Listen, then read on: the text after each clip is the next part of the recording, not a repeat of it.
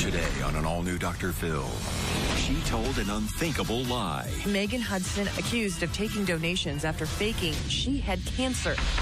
For over a year. People raised money for you. What'd you do with it? I had my car payment, groceries. That's stealing, right? She went to extremes. You shaved your head. To fool everyone. Her friends say they shaved their heads in support. Some even got tattoos. You let them mark their bodies. So now every time they look at it, I guess they just read it, sucker. I hope not. Is there any other way to read it? She's never faced the friends she lied to. Chelsea's in this building, and you won't speak to her. Will she apologize now? Let's bring her in. Megan, what do you want to say?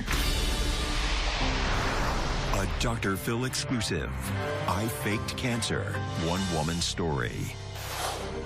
Imagine your best friend tells you the terrible news that she is facing the battle of a lifetime. A death sentence, incurable cancer. Would you do anything you could to support her? Host a fundraiser, donate your last pennies? Even shave your own head to show your support? Well, for months and months, a group of devoted friends did just that. They believed their friend Megan was about to leave this earth forever, and there was nothing they could do except be there for her. They wheeled her through the airport when she was too weak to walk. They even got matching tattoos so they could always share a piece of each other. But then, the unthinkable happened. These friends found out that it was all a sick and twisted lie. A 25-year-old woman under fire tonight, accused of a shocking lie. A warrant out for the arrest of Megan Hudson of Chula Vista, accused of taking donations after faking she had cancer. Her friends say they shaved their heads in support of their friend. Some even got tattoos in her honor. Megan's high school friends in Ohio say they flew her back for a fundraiser. Then her sister and her stepmother got this feeling that something wasn't quite right. It wasn't just friends who Megan told she was fighting this deadly disease. Even her own family was duped by her. Her father, stepmother, and sister also all believed Megan was dying of cancer. We have new developments about this Chula Vista woman accused of faking cancer and then taking donation money. Well, 10 News tracked down her sister, who says she also conned her own family. She shaved her head. She would upload pictures of herself at so-called doctor's offices. According to her family, cancer wasn't the only thing she lied about. She told friends that she was a nurse, that she had graduated from college, and that she had cancer. None of those things bore out. Hudson's stepmother, Margaret, and father, Sean Hudson, set up an online fundraising website to help with treatment. It could have been a cry for attention. I don't fully believe it was just about the money. Someone made an anonymous call to Crime Stoppers. It was a web of lies. Since then, her stepmother posted an apology on their fundraising website, promising to pay back every single penny donated. Hudson pleaded not guilty when she faced a judge for the first time in February.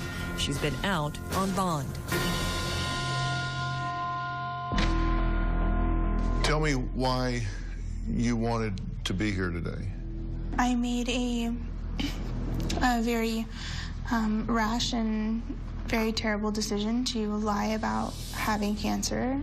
Everybody lies to some degree or another, but this is a big one, right? This is a big lie.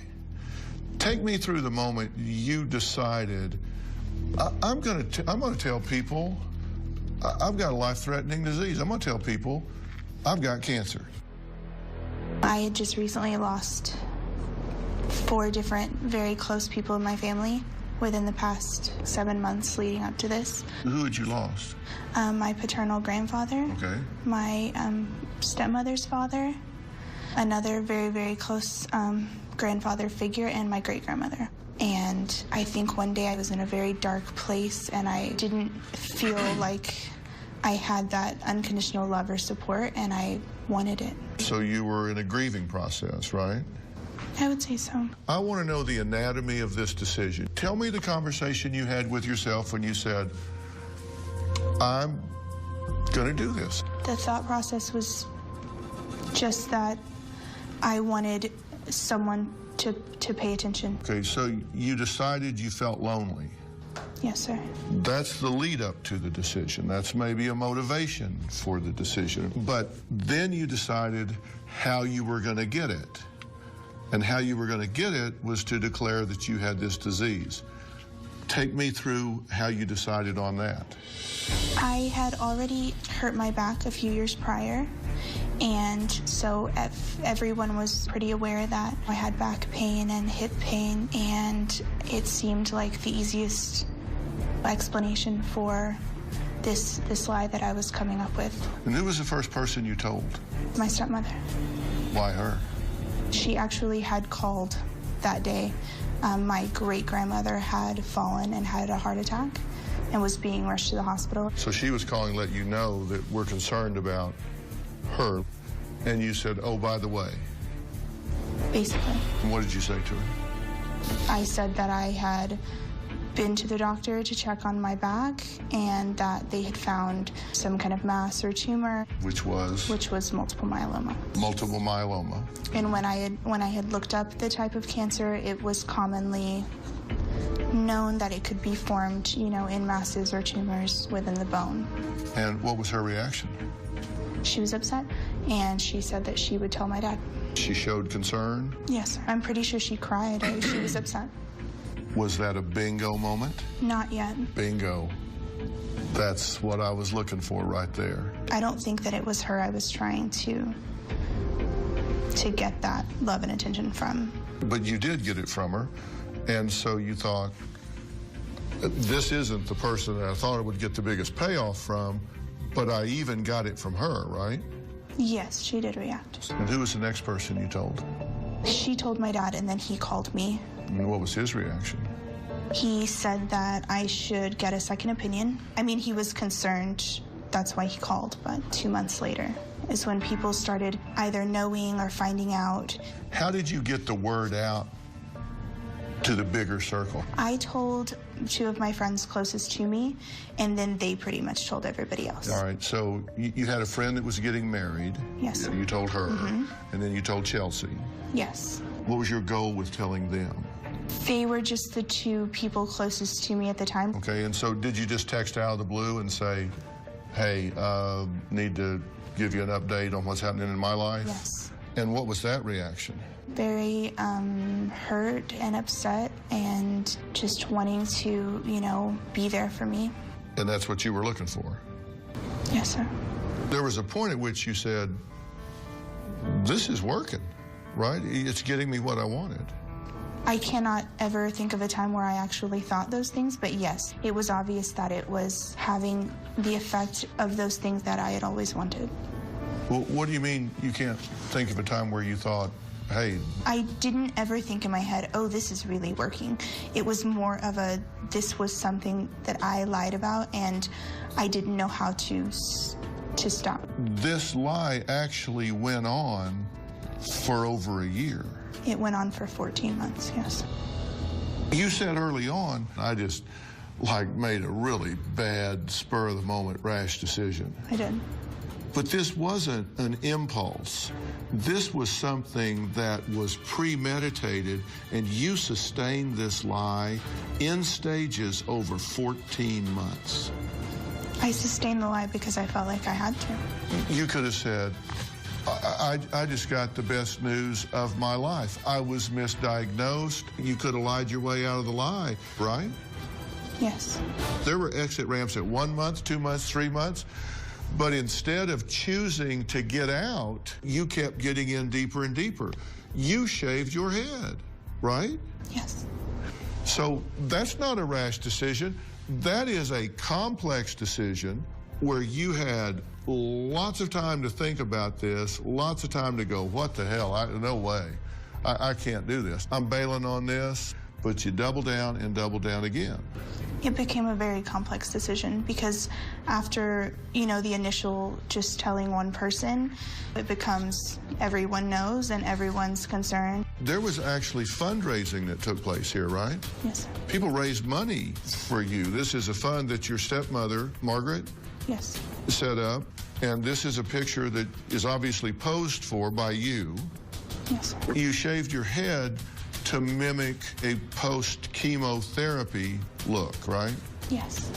Which is what I mean about this isn't a rash decision. You thought your way through this. I didn't go in a month prior thinking, okay, well, in 2 months, I'm going to have to shave my head. It was just the expectation of what comes next. Yeah, because that would be one of those exit ramps, right? Before you shaved your head, you could have said, okay, it's time to stop this. We've talked to your friend Chelsea. She's here today. You said you didn't want to talk to her. I personally totally don't get that. It's not about not wanting to talk to her. It's that I wanted my apology and my speaking with her to be between us. But let's take a look at what Chelsea had to say about this.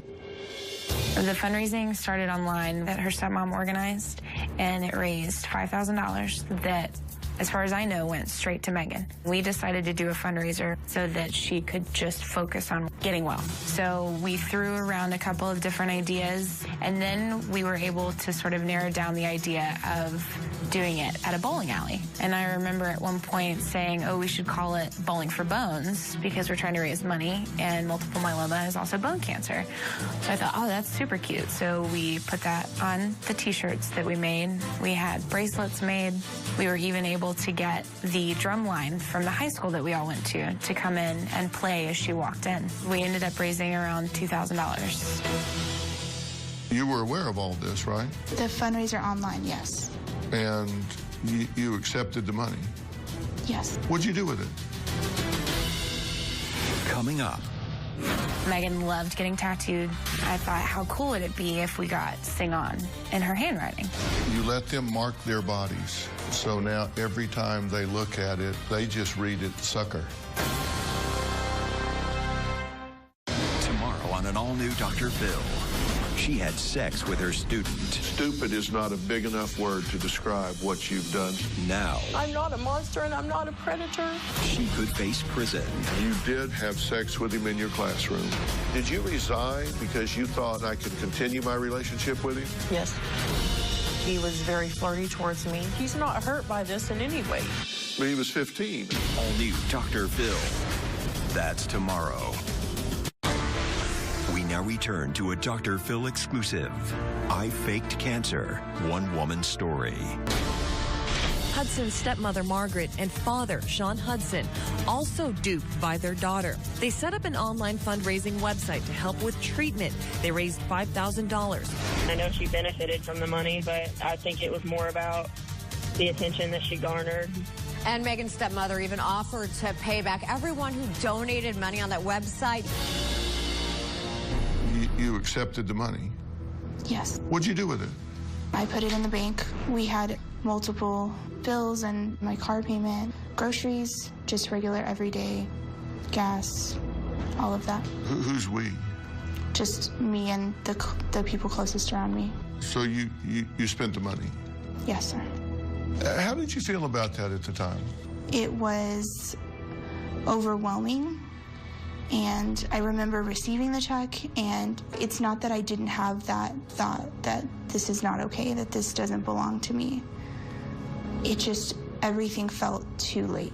But let's get real about this. Most of the people that you know go to work every day, and they work and pay their taxes, pay their bills, buy groceries. They decide to take some of that money and give it to you, because tragically at this young age, you have been stricken with this multiple myeloma. And so they decide to take this money that they otherwise would spend on school lunches or shoes for their children, and they decide to give that to you.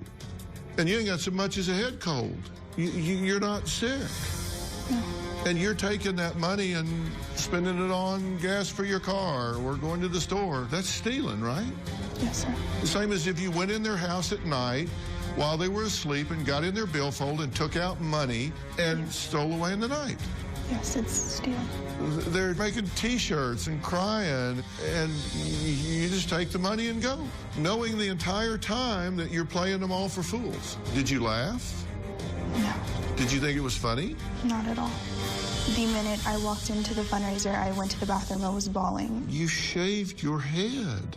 I did. To sell it. That sells it, right? That's good marketing. That sells the lie, right? That's why I said there's a rash decision. This is marketing. Look at this. And so your friends, rallying in support of you, shave their heads. Yes, they did. Right after they found out that I had shaved mine, they shaved theirs and then told me about it. And you're the girl who says, I don't have any friends. I feel lonely. I don't feel like I'm loved and supported. You've got friends shaving their head. I remember when she finally sent me a picture of herself and said, now you have a bald friend. And she said how much she was just hiding from mirrors and wearing hats. I thought, I've got to show her that hair is the least important thing. So another friend of ours texted me and both picked the same day, and then we Skyped with her so that she could see it. And I remember her saying, what did you do to your hair? And I said, well, if you can't have yours, we don't want ours either. Did you send pictures with handfuls of hair since this was on my pillow? I don't remember that. Well, they do. Okay. You're sending out text saying, this is, my hair's falling out. I would have never wanted them to do that for me. I did not know prior to them actually showing me that their heads were shaved, that they had done that. It was after, and it was done. But you let your friend fly all the way down here to escort you back up to Ohio. What the hell is that all about? It just seemed that was a step that would be taken if this were true. I remember the moments where I pushed her through the San Diego airport in a wheelchair, and she talked about how tired she was and how much pain she was in. Megan would talk about her 7 tumors being in her stomach, at the base of her rib cage, one at the base of her skull. I mean, things like that that were so specific. It's crazy. I can't even begin to explain what was going through my head when these things were going on. I think that I was definitely in the most terrible place I've ever been. Did you actually walk into a tattoo parlor in San Diego with friends and allow them to get permanent tattoos on their body in support of you? Yes. Knowing that it was a fraud, knowing that it was a lie? I think somehow with those tattoos, it wasn't maybe as horrible as it really was, because the tattoos that they were getting was a quote from a song that we had sung in high school all together long before any of this. You let them mark their bodies, so now every time they look at it, I guess they just read it sucker. I hope not. Is there any other way to read it? We loved and cared about our friend, and she suckered us into getting our bodies marked up. One time we were visiting her in San Diego. Megan loved getting tattooed. The other girls had never gotten one before, so we were all throwing around the ideas of what we could get. I thought, how cool would it be if we got Sing On in her handwriting? The tattoo artist asked what the story was, and when it came time for Megan to pay for hers, he said, nah, yours is on me. We all just bawled our eyes out. Back in November, I decided to get mine covered up because I didn't really want to look at it anymore. I covered it up with a wolf with a rose in its mouth, which I felt like was kind of appropriate. Suckered him too. How do you feel about this now? I feel humiliated and ashamed and embarrassed. Why do you think you did this? What's your theory? Coming up. Your dad calls the house, and a woman answers and just blasts him with both barrels, making her disease worse. I've been to her doctor's appointments, validated your story top, side, and bottom. Who was that? Wednesday on an all-new Dr. Phil. A wife disappears. You reported her missing 10 days later. The following week. If your wife is missing, surely they're going to call somebody. Is the husband to blame? Did she try to take out 2 protective orders against you? I don't ever remember 2. Your wife said, I am afraid he may kill me. Never. Everybody's lying but you. I would have never hurt her. Liar. Is it possible on that day things got out of hand? That's Wednesday. I faked cancer. One woman's story continues. Why do you think you did this? What's your theory? I think that I spent years having very different situations occur and not dealing with them at all. What situations are you talking about? I come from multiple broken families, both of my parents being married many times. I also, at the age of 14, was sexually assaulted by my stepfather,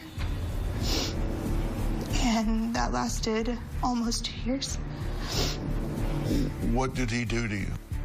He would force himself on me, I would say once a week, once every 2 weeks. Did he rape you? Yes, sir. Was he convicted? Yes, he was convicted of a second-degree assault charge, a minor. And he's on the registry for sex offenders? Yes. Did you feel a sense of justice when he was held to account for this? I felt a lack of justice because I lost any contact with my biological mother at the same time. And how did that change you when he did this to you? I think that it changed the way that I saw people in general, definitely men. It made me fearful, very anxious, and I think that it changed the course of my entire life. How do you think that connects up or explains what's happened here? I didn't feel like I could go to anyone or had that love and attention that I might have needed at that time. That set the course for many years of feeling alone or lying for attention. Why did you give yourself a death sentence? You said, I have 9 months to live at one point. I think I wanted my life to be over in 9 months, or when this was all said and done. I planned on taking my own life. When you were involved in, like, you're faking doctor's appointments, right? I mean, you're sending these pictures of doctor's appointments. Did you feel alive while you were doing that? No. Involved and engaged? What? I felt like I was keeping up the story, but I didn't feel alive. I would say 95% of the time when I said I was in bed all day, I was in bed all day. I was completely mortified by what I was doing.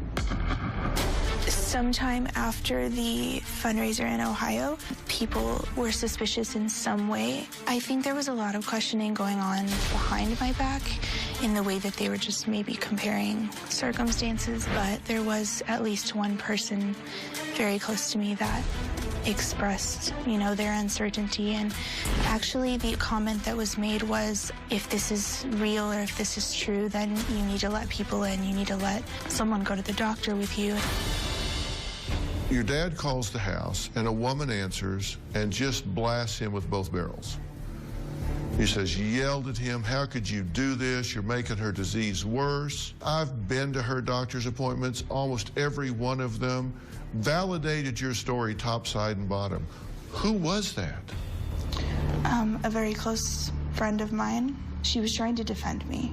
I had told her that she could come with me to my next appointment, and so that is why she said that to my dad. She just felt like he was not present, but he was trying to call me out on things, and she was trying to come to my defense. So she lied for the liar? But she didn't know that. She hadn't been to any doctor's appointments with you. She didn't go to any doctor's appointments? No, but she thought I had been. I think there's 3 reasons people lie. It's my theory, Dr. Phil theory. I think they lie because they think their life is boring and dull, and so they lie to embellish it. Or they lie to escape accountability. I didn't do that. I didn't do it. Or they lie to get access to what is not theirs. They take credit for something they didn't do to get the benefit, to get the money, to get the acknowledgement, the love, the caring, whatever. Where do you come down on those 3? I would say that I lied to get access to something that I didn't have, that being love or attention. Let's go with your theory. What had you done to try to get that without lying about having cancer? What had you done, for example, with your friends to reach out to them to reconnect without lying about cancer? Had you done things to try to rekindle these relationships before you tried to steal their love and concern? We all just spoke on occasion. I will say that this had nothing to do with them to begin with. I think that I wasn't... It did before it was over. No, of They course. shed their heads, No, got tattoos, definitely. raised money, and came to your It's aid. not that it didn't have anything to do with them eventually, but when this started, with this need or this want for love or attention, it was not about them. Okay, who were your targets? My family. Okay, what had you done with your family to try and get? Everything. Helping in any way that I could, I would try to be there for them. I was always the person that you would call to, to help you or to run errands for you or anything. I wasn't enough. I was never enough. At least that's what it felt like. Had you betrayed that trust? Coming up. You know what her first words were? The first thing she said to herself, she heard you had cancer? I don't know. I wonder if that's a lie. Why was that her first reaction? I faked cancer. One woman's story continues. What had you done with your family to try and get? Everything. Helping in any way that I could, I would try to be there for them. I was always the person that you would call to, to help you or to run errands for you or anything. Had you betrayed that trust? Yes. Did you lie to them about school? Yes. What was the lie? I told them that I did attend the community college that I was attending, but that I had finished when, in fact, I hadn't finished and had moved on to, the higher collegiate level, going to San Diego State, and that I was going to go to college for nursing. Why lie? Because I wasn't succeeding in life as quick as I thought they expected me to. If things aren't going well, you default to a lie. I used to, yes. Well, you used to. You weren't getting the love you wanted, so you lied. Yes. You weren't getting the academic success you wanted, so you lied. This is 10, almost 11 months ago. I have succeeded in seeking that help to change from the person that I was before. So you're in counseling now? Yes, sir. One thing that did jump out at me is I asked you earlier, I said, how do you feel about all of this now? And you said, and I'm paraphrasing, I'm humiliated. I am. I'm ashamed. I feel terrible about it. Did I miss anything?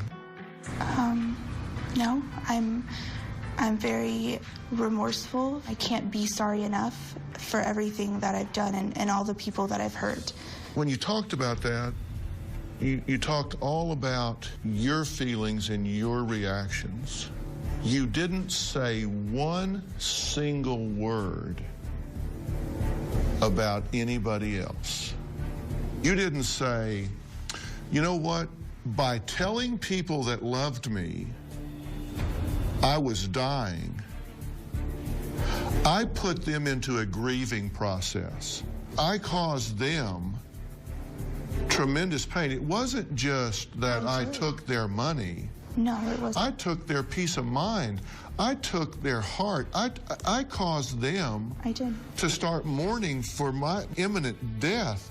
And I can't imagine someone that loves someone being needlessly caused to sit down and have to start thinking, wow, this person I love is dying. And I put them through that for my own entertainment, for my own needs.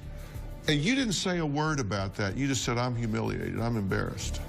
And that's a big piece called empathy. But the empathy is there.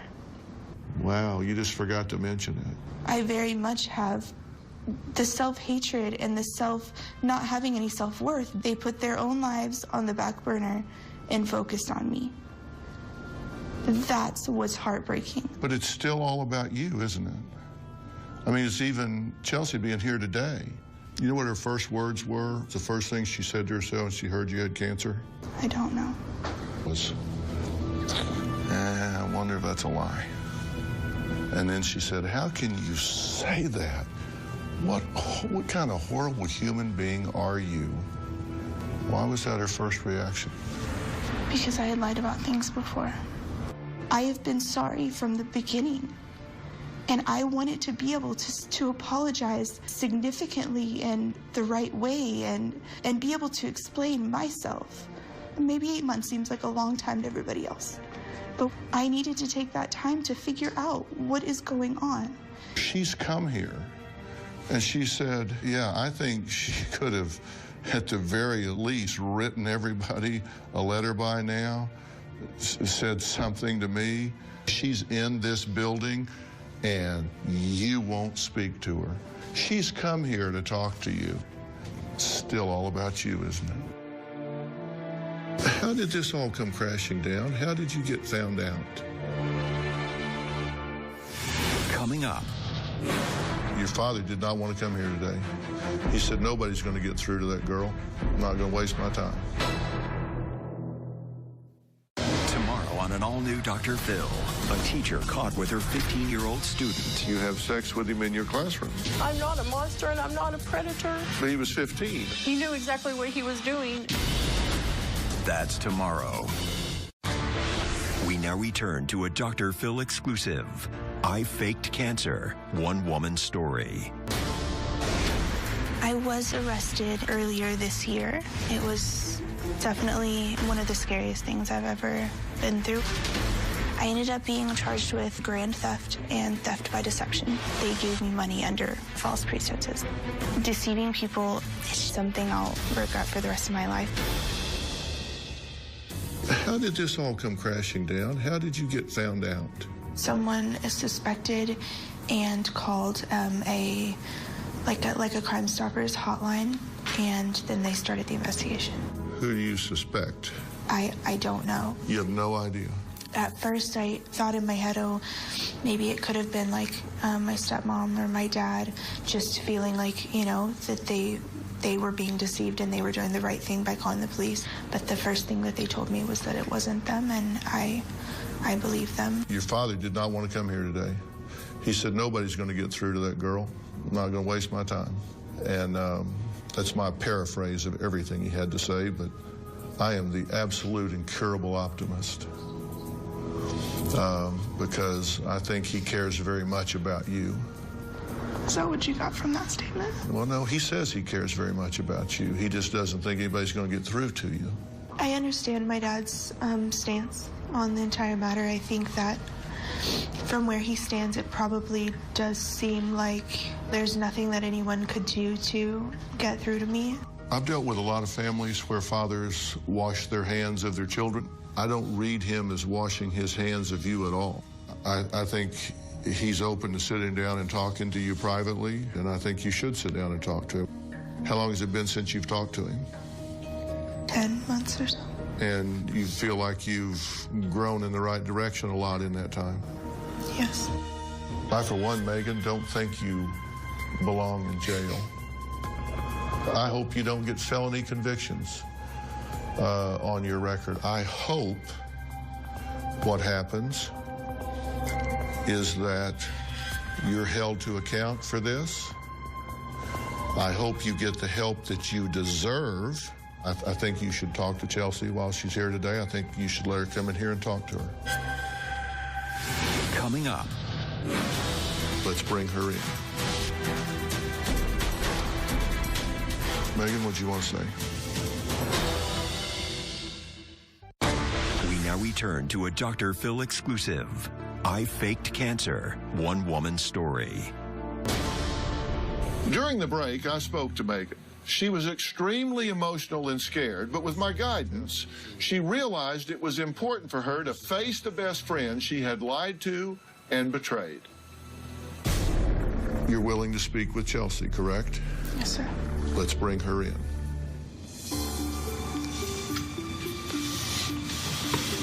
Hello, Chelsea. Hey, how are you? How are you? I believe you two know each other? Yes, sir. Megan, what do you want to say? I want you to know that the reason I haven't reached out is not because I don't care or because I'm not sorry, because that's not true.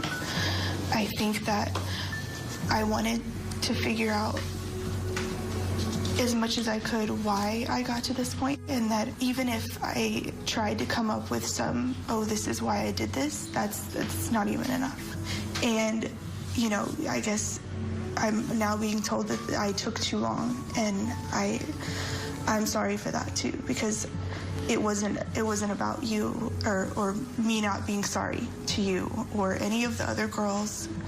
I betrayed you. I betrayed your trust. I've done it before, and it wasn't fair. And you know, you're at this like amazing time in your life, and you're having to deal with this. And I think that hurts just as much, because you shouldn't be worrying about this. Are you sorry for what you've done to her? Very. I am sorry. I am very, very, very sorry. I'm sorry to you, to all of the girls, to my family. I don't want you to think that my life has stopped to revolve around this. And I don't want you to think that any of the other girls have stopped to revolve around this. I don't want you to think that I hate you, because I don't. I don't wish any harm on you. My first and still reaction has always just been heartbreak, knowing what kind of a broken place that must come from to do something like that, and to feel so unlovable that you thought that's something that you had to do. The amount of shame and guilt that you must feel is probably far worse than any punishment that could be inflicted on you. But I do think that a letter would have been good, like you told me that day that you would do. For a minute there, I didn't know if I could be as kind anymore. I didn't know if I could believe people anymore. And even still, I have moments where if someone talks about, oh, their child's been diagnosed with cancer or something like that, my first thought is, really? I don't want to feel like that. And still, though, all of this is better than you dying of cancer. Like, as awful as all of it has been, I think that a lot of good things did come out of it. These women are really incredible, and they're really strong and amazing and supportive, and they didn't deserve any of this. And I wish that you could have stopped it before it went on as long as it did. And I think you can move on from this. I don't think this has to define you. Very well said, and you've been a very good friend to her, obviously. I mean, across time. And I think she is very sorry, and I think this got very out of hand for her. I hope, as time unfolds, that this relationship is not over.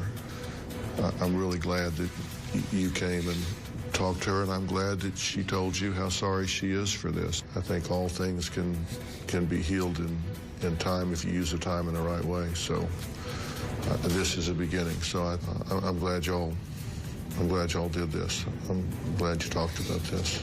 Me too. Okay. Chelsea, thank you. Thank you.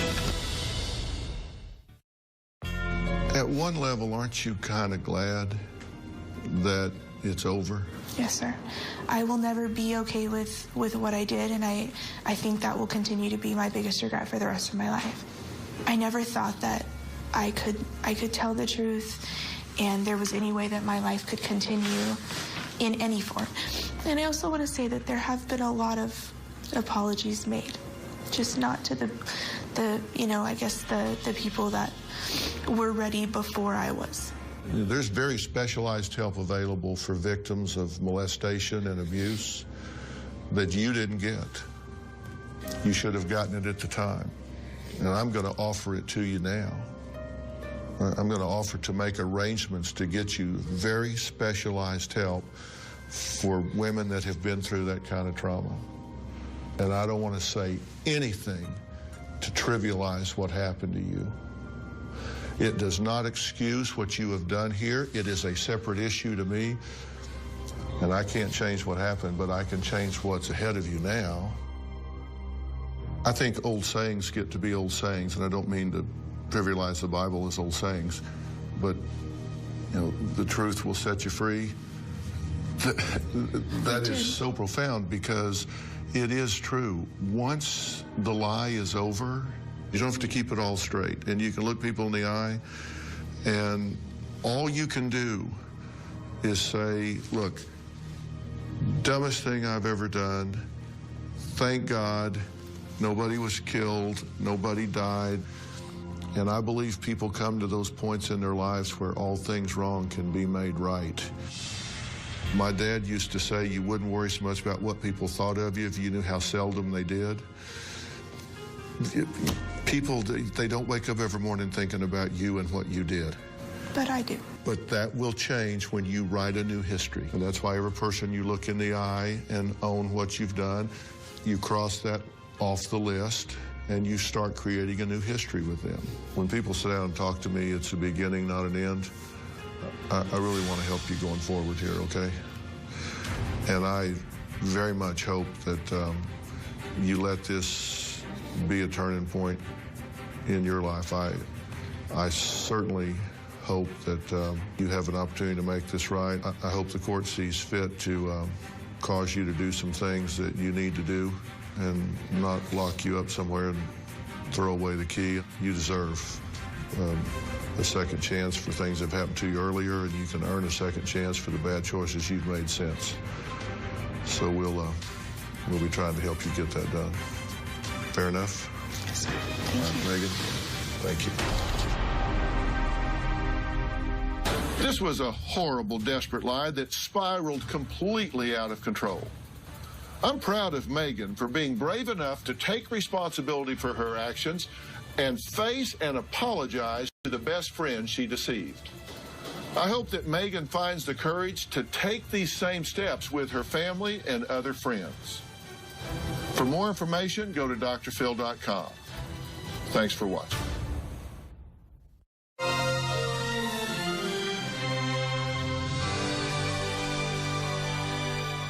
Bounce, bounce, all the girlies bounce. Take 'em to my house, turn the party out. Bounce, bounce, bounce, all the girlies bounce. Take 'em to my house, turn the party out.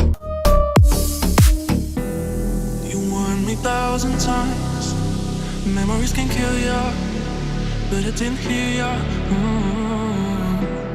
I thought that I could fly, but woke up on the asphalt. I swear there was the last time. I've always been naive, call it